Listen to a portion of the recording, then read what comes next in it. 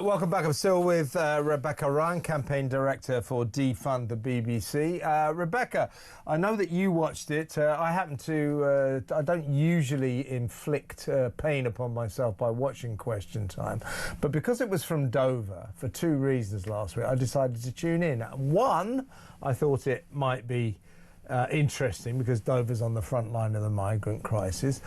Two, the local MP, Mike Tapp, the Labour MP, was on it, and he's hilarious, the most hilariously stupid person in Westminster, so I thought he'd be funny.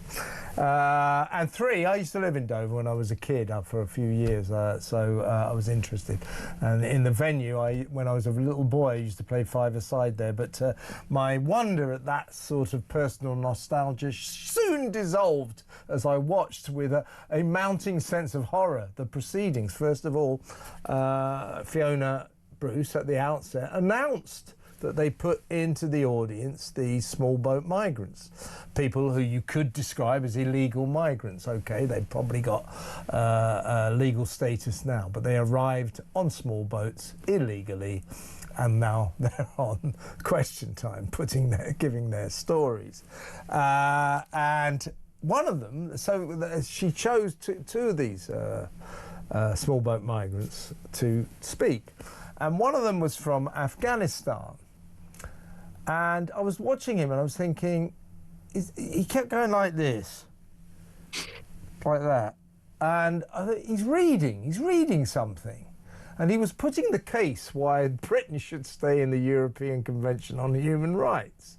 His heart and soul didn't seem to be in it. It was as if he'd been given a script that he didn't quite understand. Richard Tice, Deputy Leader of Reform UK, has got skin in the game because Zia Yusuf, the former party chairman, was on the panel. He too was shocked at what was going on. But here's this migrant, this Afghani migrant who arrived here as an illegal on a small boat. Chosen to speak. Why was he chosen to speak by Fiona Bruce anyway? But he was, and I thought this was bizarre. Watch this.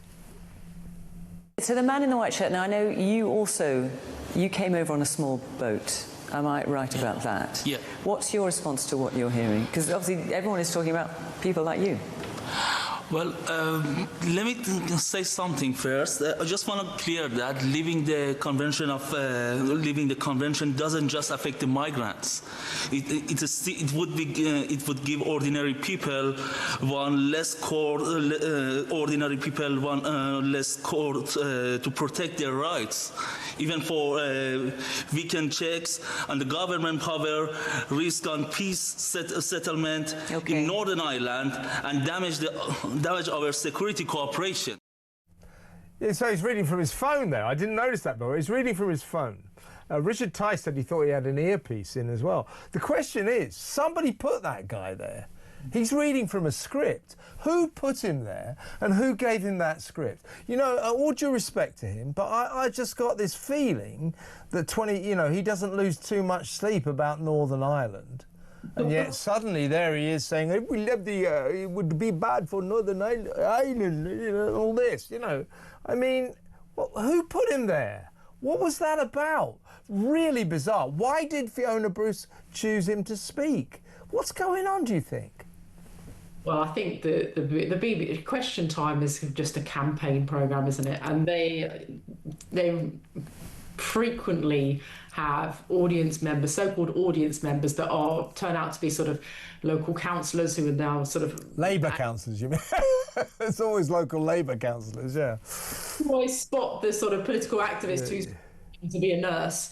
And so, we have to try and understand how the BBC is doing this. And I think they must be going around to sort of local charities or something. This is just my supposition, but the local sort of charities that help people who've come here illegally or whatever, looking for representatives. They're searching for an opinion, and that's what we say about the BBC, about sort of being a campaigning organisation. They are looking for a particular narrative and finding ways to deliver that, which is, of course, why she asked him, as you say, why ask him? Well, she asked him because he was planted there to, supposedly come up with this amazing viewpoint from someone who'd arrived here illegally and just really didn't deliver. I mean, I don't know if he was those questions, or if he'd actually just, if ChatGPT had given them to him. It was very... Yeah. Well, I felt a bit sorry for him because he's obviously been told, look, get all this in. So he's a bit nervous about it. I mean, I'm not having a go at him because his English wasn't that great, but it wasn't that great. He wasn't reading it that well. This is a fact of life. And I felt that whoever put him there had put him in a difficult position because he just looked like an idiot, didn't he? The Northern Ireland, and in the end, Fiona Bruce had to step in and shut him up because it was getting too obviously scripted and embarrassing. But what are the BBC, what are they doing that for?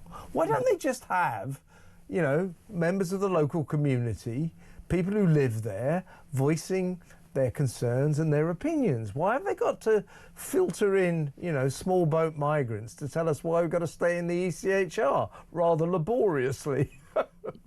Exactly. Well, this is what it's supposed to be. It's supposed to be just the local audience, but it's never that. And they need to just get rid of Question Time, because it is always these planted figures who've obviously been sort of, organised by some local charity or something like that, or some trade union, and they go on there to sort of be the representative of the man of the people, and actually they are completely a plant. And this guy has just made that so apparent with his...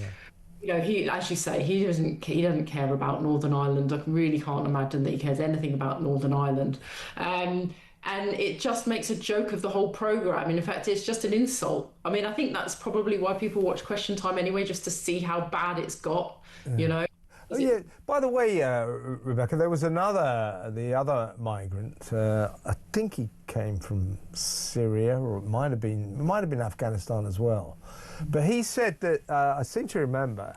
I may be slightly wrong here, but he in his journey from the middle to Far East, all the way across the European continent to Britain eventually, that he'd applied to 11 countries for asylum and been turned down by every single one.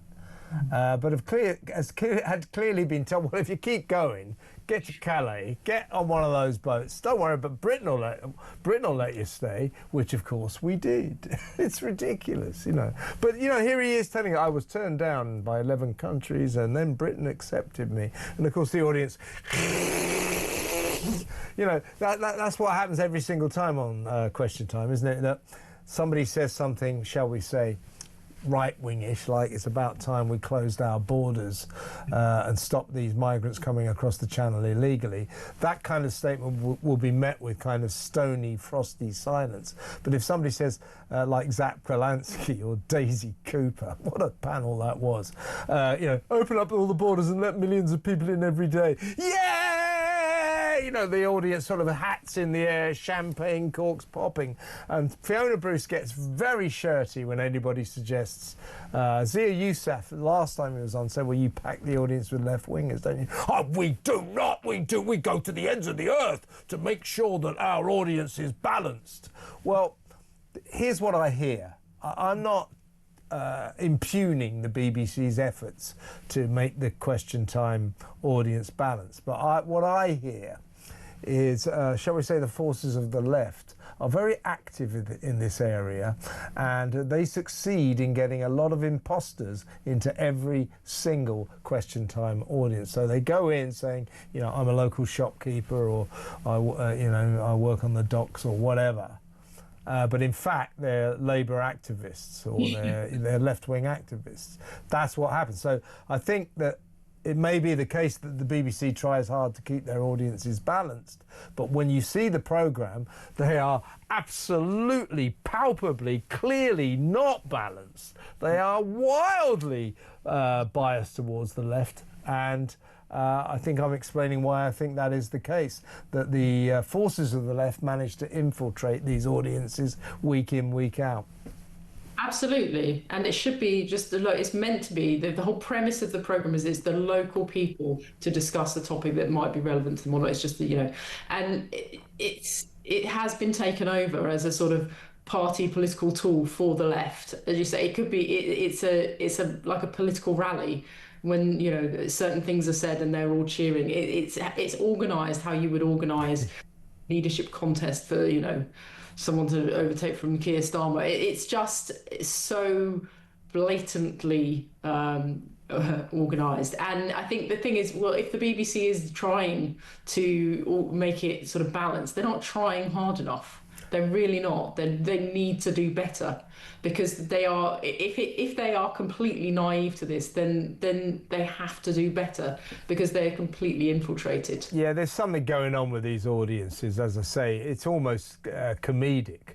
It's funny when you see anyone says anything like, "Well, I don't think we should give quite so much money to the welfare system." Stony side, that. Absolute stony silence. Somebody said we need to give more billions to benefits claim. Yes, yes, every single time. It's just ridiculous. It's as I say, there's not much comedy on the BBC anymore. In fact, I go so far as to say there is no comedy at all on the BBC. But Question Time never fails to deliver if you're looking for a good laugh. Rebecca, it's been brilliant talking to you. Thank you so much for coming on. That's Rebecca Ryan, Campaign Director for Defund the BBC. What about that? First of all, the BBC's horrific system of terrifying, often poor old pensioners who live on their own, poor old ladies, poor old guys, into paying their licence fee. Or prosecuting them into terrifyingly paying their licence fee, and also what's going on with Question Time. Let me know what you